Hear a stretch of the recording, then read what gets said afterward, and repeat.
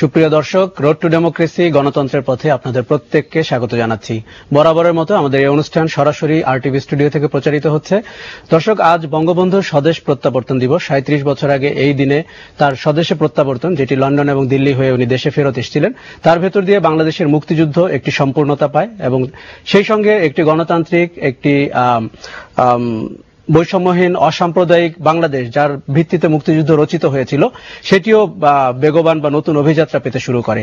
আজ এমন দিনে বঙ্গবন্ধুর স্বদেশ প্রত্যাবর্তন দিবস পালিত হচ্ছে, যখন তার রাজনৈতিক দল বাংলাদেশ আওয়ামী লীগ আবার বিপুলভাবে নির্বাচিত হয়ে বাংলাদেশে ক্ষমতায় এসেছে।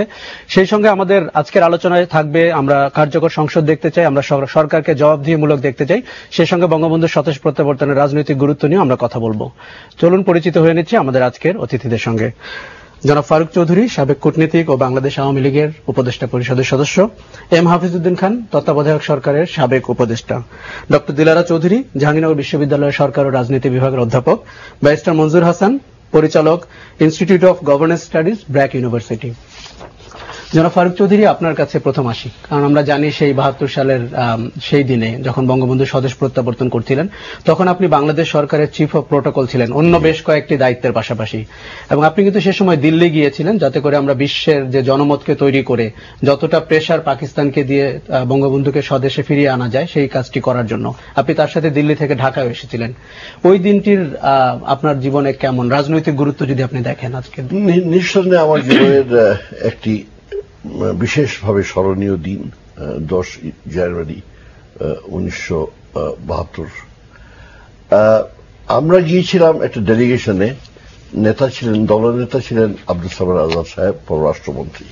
এবং আমাদের একটা লক্ষ্য ছিল ভারতীয়দের সঙ্গে আলোচনা করে কি করে বিশ্বে জনমত সৃষ্টি করা যায়, চাপ সৃষ্টি করা যায় ভুট্টো সাহেবের উপর, যাতে বঙ্গবন্ধুকে তিনি তাড়াতাড়ি মুক্ত করেন। আপনারা জানেন যে বঙ্গবন্ধুকে উপর ফাঁসির আদেশ ছিল। নানা রকম ভয় ভীতি আমাদের মনে ছিল।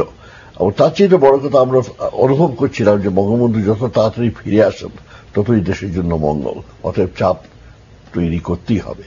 যখন আমার এখন মনে হচ্ছে স্পষ্ট 8 জানুয়ারি 1972 দুপুরের দিকে বোধ হয় খবর এলো, আমরা মিটিং করছি তখন, খবর এলো মানি ডিক্সিট, যিনি পরে ডেপুটি হাই কমিশনার হয়ে আসলেন, পরে ন্যাশনাল সিকিউরিটি অ্যাডভাইজার হিসাবে তিনি মৃত্যুবরণ করলেন। তিনি কামরায় এসে বললেন, ঘোষণা করলেন যে বঙ্গবন্ধু শেখ সাহেব হ্যাজ বিন রিলিজড। সঙ্গে সঙ্গে মিটিং ভেঙে গেল, করতালি।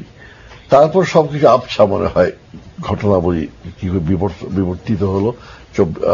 48 ঘন্টায় 10 জানুয়ারি বঙ্গবন্ধু আসলেন সকাল ভোরে 8টার দিকে। ব্রিটিশ কমেন্ট আমার এখন মনে আছে, প্লেনের দরজা খুললো, প্লেনে দাঁড়িয়ে আছেন সুদর্শন, দীর্ঘকায়, নবীন রাষ্ট্রের রাষ্ট্রপতি। বাঁধ ভাঙা নীরবতা, একেবারে যেন নীরবতার জোয়ার মনে হচ্ছিল। ভেঙে তিনি বললেন, জয় Bangla. The first time I heard him ever say জয় বাংলা মুখোমুখি। তবে সিঁড়ি দিয়ে নেমে আসলেন। তারপর তো স্মৃতি একেবারে আবছা, মানে এত কিছু ঘটে গেল। তো এইটুকু মনে আছে, আমার সামনে এসে যখন দাঁড়ালেন, কি বলবো, আমার ভাষায় ছিল না, ওইকে জড়িয়ে ধরলাম।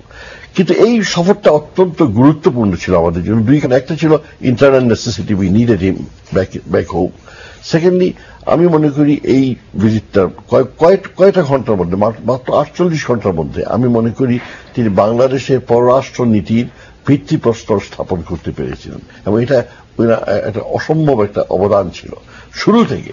আমাকে যদি 2 মিনিট সময় পাই আমি বলবো, সেটা হচ্ছে এই যে ভুট্টো সাহেব তো চাচ্ছিলেন, আমরা এখন জানি যে এটা শেষ মুহূর্ত পর্যন্ত একটা কনফেডারেশন থাকুক। তার উত্তরে বঙ্গবন্ধু বলেছিলেন যে আমি দেশে ফিরে যাই, ফিরে গিয়ে তোমাকে আমি উত্তর দেবো আমরা কি চাই।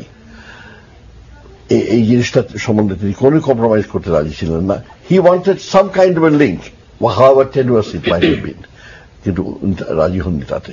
এটা মনে রাখবেন যে কি ঘটেছিল, ওনারা কিন্তু সবকিছু ভুট্টো যে ইনফরমেশন দিয়েছিলেন তার উপর নির্ভরশীল ছিলেন। এবং সিহালা অতিথি ভবনে রেডিও শুনে শুনে যা খবর সংগ্রহ করেছিলেন। আচ্ছা, তারপর তিনি আসলেন। এসেই কিন্তু প্রথম যখন এডওয়ার্ড হিথ তার সঙ্গে দেখা করলেন, উইলসন দেখা করলেন, এটা ক্লিয়ার করে দিলেন, স্পষ্ট করে দিলেন যে বাংলাদেশ কমনওয়েলথ অফ নেশনস এর মেম্বার হবে। এটা একটা সিগনিফিকেন্স ছিল এই জন্যে যে আমাদের মুক্তিযুদ্ধে আমরা দ্বিমেরুর পৃথিবীর সোভিয়েত ব্লকের সাহায্যই বেশি পেয়েছিলাম। এটা ক্লিয়ার করে দিলেন যে আমরা সব দলই থাকতে চাই। দিল্লিতে আসলেন, দিল্লিতে এসে ওনার আসার কথা ছিল কলকাতা হয়ে ঢাকা। উনি বললেন না, আমি সোজা ঢাকা যাব, দুই কারণে। প্রথম আমার মানুষের কাছে যাব, দ্বিতীয়ত এইভাবে বাড়ি যাওয়ার পথের ধারে ট্রেন থামিয়ে ভারতের মানুষকে আমি কৃতজ্ঞতা জানাতে চাই না। আমি কলকাতায় বিশেষ সফর করব, আমি ঢাকা আসবো। প্রথম ঢাকায় এসে তিনি ভুট্টো সাহেবকে উত্তর দিলেন, তুমি স্বাধীন, তুমি সুখে থাকো, আমাদের সুখে থাকতে দাও। Mister Bhutto goat his answer. যখন তিনি কলকাতা গেলেন তখন তিনি একটা জিনিস বললেন, সে হচ্ছে যে অর্থনৈতিক সহযোগিতার ভিত্তিপ্রস্তর স্থাপন করলেন। এই কথা বলে যে আমাদের এই অঞ্চলের মানুষ যদি অর্থনৈতিকভাবে সহযোগিতা না করে, তাহলে ভাবি আমাদের উত্তরসূরিরা আমাদের ক্ষমা করবে না, আমাদের এটা করতেই হবে। So he led the foundation of economic cooperation. আমরা ঠিক এই জায়গাটিতে হাফিজউদ্দিন খান আমরা জানি যে যেমনটি ফারুক চৌধুরী বলছিলেন যে আমাদের পররাষ্ট্রনীতির ভিত্তিপ্রস্তর কিন্তু ওই কথাগুলোর মধ্যে দিয়ে রচিত হয়ে গেছে। অর্থনৈতিকভাবে এবং এর রাজনৈতিক গুরুত্বটি আপনি কি মনে করেন? ওই দিনের প্রত্যাবর্তন আমাদের অভ্যন্তরীণ রাজনীতি, এটা তো বুঝতে হবে যে উনি জাতির পিতা, ওনার নেতৃত্বেই আমার মুক্তি সংগ্রাম হয়েছে। এবং সেই 7ই মার্চের বক্তৃতা আমরা সবাই জানি যে উনি বলে গেছেন যে আমি যদি নাও থাকতে পারি তাহলে আপনারা করবেন, চালিয়ে যাবেন যুদ্ধ, এসব কথা বলে গেছেন। সুতরাং তার প্রত্যাবর্তন তো অবশ্যই অত্যন্ত জরুরি ছিল এবং জাতিকে নেতৃত্ব দেওয়ার জন্য এবং হাল ধরার জন্য ওনার প্রয়োজন ছিল। এবং উনি যদি না ফিরতে পারতেন তাহলে তো অনেক সমস্যা অনেক বেশি হতো দেশের জন্য। সমস্যা উনি এসে সবাইকে একত্রিত করে দেশকে এগিয়ে নিয়ে যাওয়ার জন্য উনি সবাইকে ঐক্যবদ্ধ করতে পেরেছেন। সারা জাতি তো ওনার পিছনে ছিল। আমার ব্যক্তিগত স্মৃতি এটুকু মনে পড়ে, যেদিন উনি ল্যান্ড করলেন আমি তখন চিটাগাঙে ছিলাম, তো রেডিওতে শুনতেছিলাম বা ধারাবিবরণী শুনতেছিলাম। যে মুহূর্তে ওনার গলা শুনলাম, আমরা ওখানে সবাই যে কয়েকদিন 7-8 জন বসেছিলাম সবাইকে জোরে ধরে কান্দাকাটি করতেছিলাম, উই ওয়েপ্ট। তো এটা তো ছিল এই ব্যক্তিত্ব না ছিল জাতির জন্য, তার জাতির প্রতি তার যে টান সেটা ছিল, জাতীয় তাকে সেই আসনে বসিয়েছিল। এবং সেজন্যই তার প্রত্যাবর্তনটা অবশ্যই একটা ইতিহাসের জন্য একটা অত্যন্ত যুগান্তকারী ঘটনা। এবং উনি এসে জাতিকে একত্র করে এগিয়ে যাচ্ছিলেন। এবং যে সমস্ত কথা ফারুক সাহেব বললেন যে ভিত্তি স্থাপন, রাজনৈতিক মানে ডিপ্লোম্যাটিক, আমাদের পররাষ্ট্রনীতি সংক্রান্ত যে পাকিস্তানের সঙ্গে আমাদের রিলেশনশিপ কি হবে, এবং আমরা তো ইন্ডো সোভিয়েত ব্লকের অবদান ছাড়া আমার স্বাধীনতা সংগ্রামে তাহলে শেষ হতো না। কারণ যতবার জাতিসংঘে গেছে এই করার জন্য, মানে কি বলে সিজ ফায়ার করার জন্য, সে তো প্রত্যেকবারই রাশিয়া ভেটো দিয়েছে। তা না হলে তো অসুবিধা হতো আমাদের জন্য।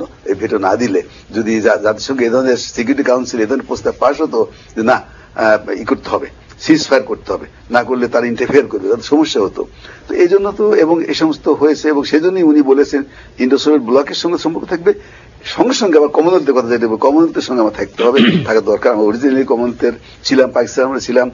এবং সেই হিসাবে যেটা স্যার বলেছেন যে ভিত্তি স্থাপন করে গেছেন আমাদের পররাষ্ট্রনীতির, সেটা আমরা পেয়েছি।